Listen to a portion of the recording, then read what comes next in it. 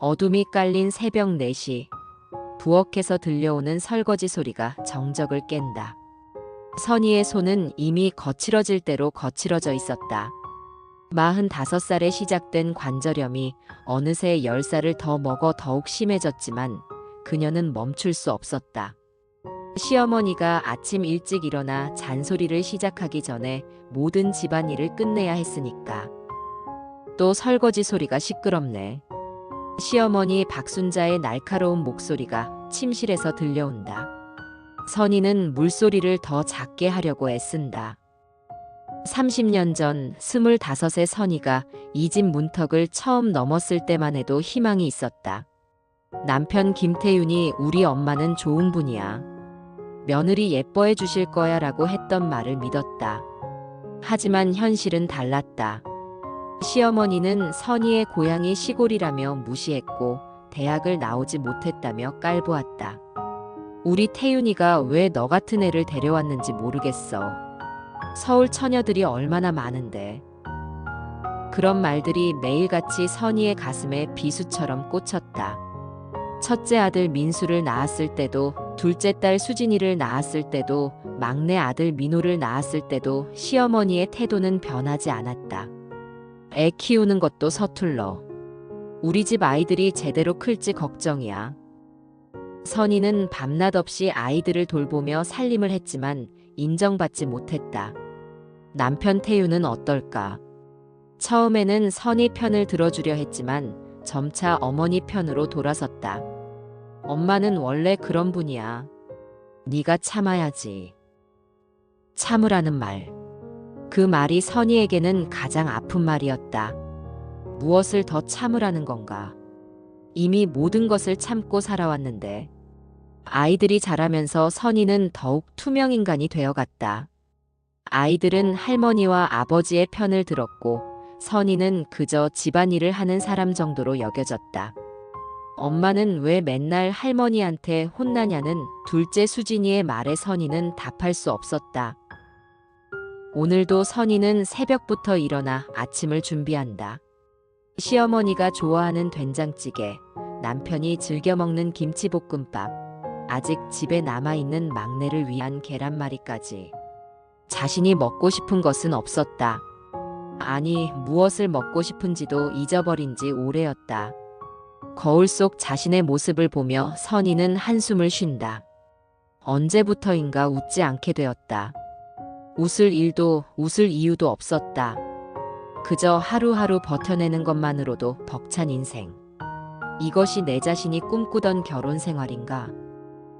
30년이라는 긴 시간 동안 선희는 정선이라는 이름을 잃고 그저 며느리라는 이름으로만 살아왔다.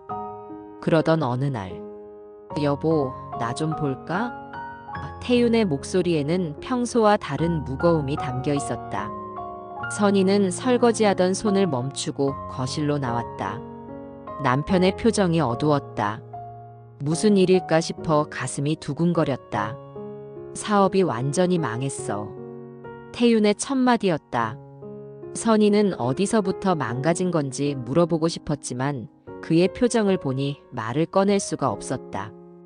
회사 빚만 3억이야. 집도 넘어갈 것 같고. 3억이라는 숫자가 선희의 머릿속에서 맴돌았다. 그 많은 돈을 어떻게 갚는단 말인가. 며칠 후 태윤은 짐을 쌌다. 잠깐 친구 집에서 지낼 거야. 마음 좀 정리하고 와야겠어. 선희는 그를 붙잡고 싶었지만 그럴 수 없었다. 이미 그들 사이에는 깊은 강이 흐르고 있었으니까. 사랑이 있었다면 이런 위기 때 서로 의지했을 텐데 그들에게는 그런 것이 없었다. 한 달이 지나도 태윤은 돌아오지 않았다. 전화도 받지 않았다. 선희는 혼자서 시어머니를 모시고 집안일을 해야 했다. 시어머니는 며느리 탓을 했다. 네가 남편 뒷바라지를 제대로 못해서 그런 거야. 다른 집 며느리들은 남편 사업도 도와주고 하던데. 2달째 되던 날 큰아들 민수에게서 전화가 왔다. 엄마, 아버지 봤어. 민수의 목소리는 무거웠다. 아버지가 다른 여자랑 같이 있더라. 선희의 머릿속이 하얘졌다. 예감은 있었다. 남편이 집에 있을 때부터 휴대폰을 달고 살았고 늦게 들어오는 날이 많았으니까. 그날 밤 태윤이 돌아왔다. 하지만 짐을 가지러 온 것이었다. 선희야, 우리 이제 끝이야. 그의 말은 칼날처럼 날카로웠다. 나도 이제 새로운 삶을 살고 싶어. 너무 오랫동안 숨막히게 살았어. 여보, 우리 애들은 어떡해요? 30년을 같이 살았는데. 선희의 목소리는 떨렸다. 애들은 다 컸어. 이제 우리도 각자 살아야지. 태윤의 대답은 너무나 차가웠다. 그 여자랑 새로 시작할 거야. 미안해. 선희는 털썩 주저앉고 말았다. 30년을 함께한 남편이 이렇게 쉽게 등을 돌릴 줄은 몰랐다. 집은 어떻게 돼요? 집은 엄마 명의야. 엄마가 알아서 하시겠지. 태윤은 그 말을 남기고 짐을 들고 나갔다. 선희는 그저 바라볼 수밖에 없었다. 30년간 쌓아온 모든 것이 하루아침에 무너져 버렸고 남편도 가정도 미래도 모든 것이 사라져 버렸다. 남은 건 시어머니와 이 집뿐이었다. 하지만 이 집마저 자신의 것이 아니라는 현실이 더욱 참혹했다. 너도 이제 나가야겠어. 시어머니 박순자의 말에 선희는 귀를 의심했다. 어머니, 무슨 말씀이세요? 태윤이가 나간 마당에 네가 여기서 뭘 해? 이 집은 내 명이고 내 집이야. 순자의 목소리는 냉정했다. 어머니, 제가 30년 동안 이 집에서 살았는데요. 애들도 여기서 자랐고. 선희의 목소리는 떨렸다. 그래, 네가 30년 동안 여기 얹혀 살았지. 하지만 이제 그만해야지. 내 아들도 없는 집에 며느리가 왜 있어야 해? 선희는 믿을 수 없었다. 그동안 시어머니가 자신을 미워했다는 건 알았지만 이렇게까지 할 줄은 몰랐다. 어머니, 저 갈 곳이 없어요. 일주일만 시간을 주세요. 안 돼. 내일까지 나가. 더 있으면 경찰 부를 거야. 그날 밤 선희는 아이들에게 전화를 했다.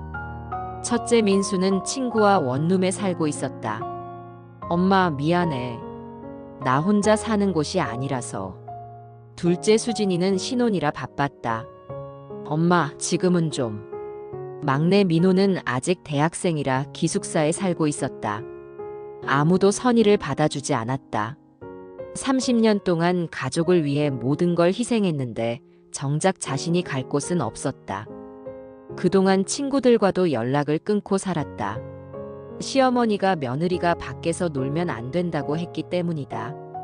이른 아침, 선희는 몇 개 되지 않는 짐을 들고 집을 나왔다. 시어머니는 문도 열어주지 않았다. 그저 창문 사이로 나가는 모습을 지켜볼 뿐이었다. 30년을 살았던 집. 아이들이 태어나고 자란 집. 그 집에서 하루아침에 쫓겨났다. 선희는 찜질방에서 하룻밤을 보냈다. 거울 속 자신의 모습이 초라했다. 55살, 학력도 없고 경력도 없고 갈 곳도 없는 여자. 세상에서 가장 외로운 사람이 바로 자신인 것 같았다. 며칠 후 선희는 작은 고시원을 얻었다. 보증금 300만 원, 월세 30만 원. 그동안 몰래 모아둔 돈으로 겨우 구한 방이었다. 화장실도 공동으로 쓰고 요리도 할 수 없는 좁은 방. 하지만 그곳이 이제 선희의 전부였다. 마트에서 아르바이트를 시작했다. 하루 4시간씩 일주일에 5번. 힘들었지만 살아야 했다. 처음에는 서러워서 화장실에서 울기도 했다. 같은 나이 또래 손님들이 며느리와 함께 쇼핑하는 모습을 보면 가슴이 아팠다. 저녁이면 고시원 작은 방에 혼자 앉아 라면을 끓여 먹었다. 30년 동안 가족을 위해 정성껏 차린 밥상이 그리웠다. 아이들의 웃음소리도 남편의 잘 먹겠습니다라는 인사도 이제는 먼 옛날 이야기가 되었다. 선희는 비로소 깨달았다. 자신이 그동안 얼마나 외로웠는지를.